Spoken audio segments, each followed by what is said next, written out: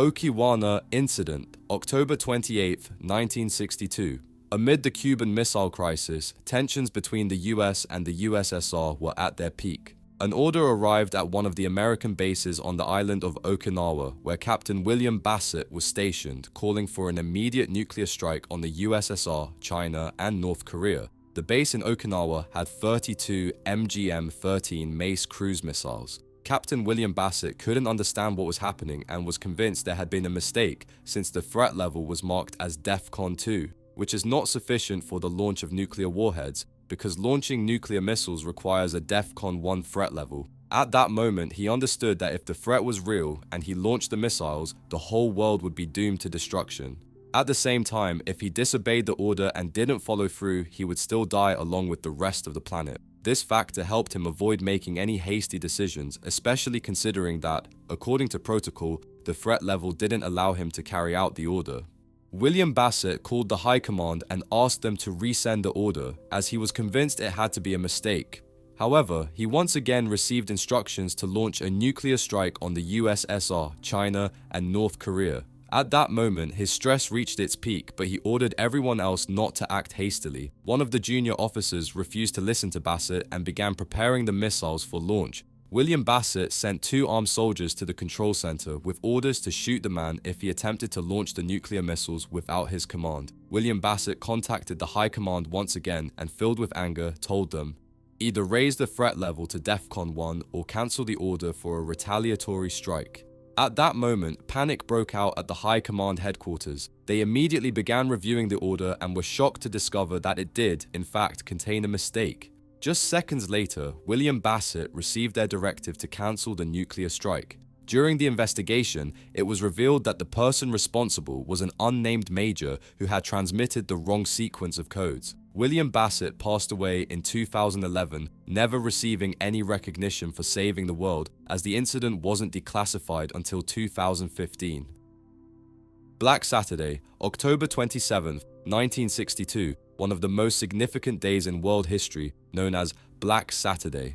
Not long before, the US had deployed nuclear missiles at its bases in Turkey, as it was the closest range for a nuclear strike against the USSR. In response, the USSR placed its own missiles on Cuban territory. On October 14, 1962, the US discovered the missile sites and, in order to protect itself, surrounded Cuba and threatened to destroy any ship that approached the area. And then came October 27th, the day the USSR shot down one of the US reconnaissance planes. On top of that, Fidel Castro declared that Cuba was ready to sacrifice itself to destroy the US and urged Nikita Khrushchev to launch a preemptive strike.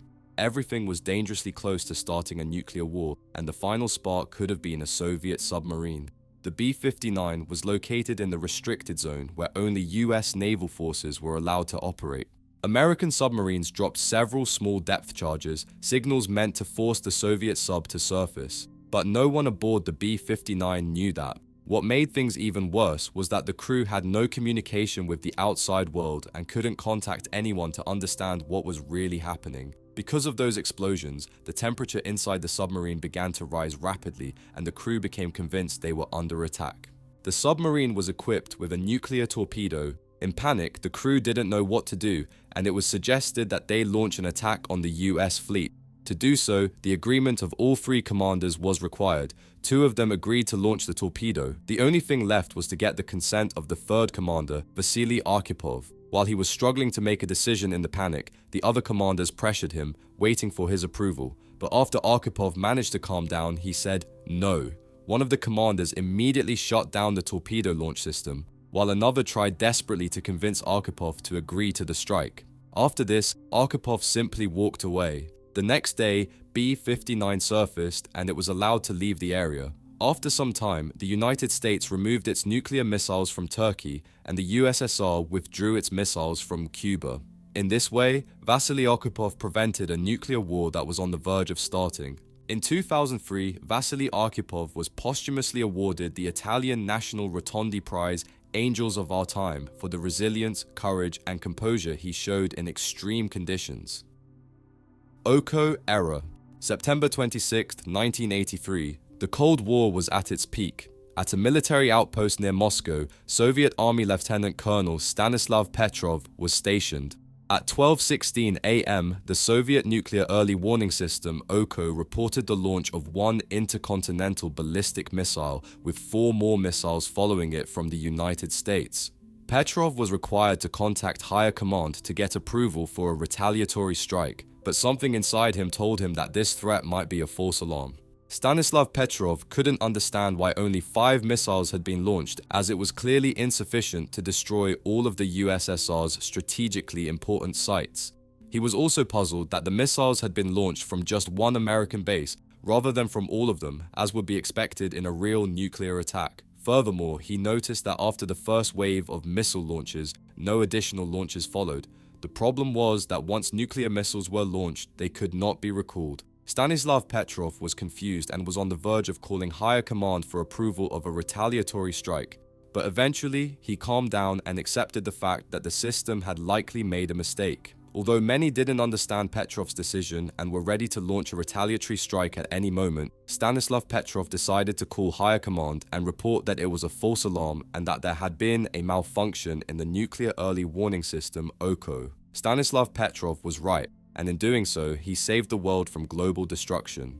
Further investigation revealed that the cause of the malfunction was the reflection of sunlight off the clouds, which the Soviet satellite misinterpreted as a nuclear attack. On January 19, 2006, Stanislav Petrov was presented with a special award at the United Nations headquarters in New York by the international organization Association of World Citizens. The award was a crystal statuette of a hand holding the earth, with an inscription reading, "To the man who prevented nuclear war." In February 2013, he was also awarded the Dresden Prize, given for preventing armed conflicts, and as a reward, he received €25,000. Jose Bonilla observation. Many have probably heard about the incident in 1908 when the Tunguska meteor exploded in the skies over the forests of Russia. The explosion's power is estimated at 50,000 megatons, which is equivalent to the most powerful hydrogen bomb. However, 25 years before that, in 1883, the entire planet was close to complete destruction. At the observatory in the Mexican city of Zacatecas, astronomer Jose Bonilla was preparing for routine observations of the sun. But what he saw through the telescope completely deviated from the usual pattern. At first, there was one dark object, then another, then a third, and they kept coming, dozens, hundreds, right across the solar disk, like a caravan of black shadows. Bonilla took photos and documented it. Over 2 days, he counted 447 strange objects crossing the sun.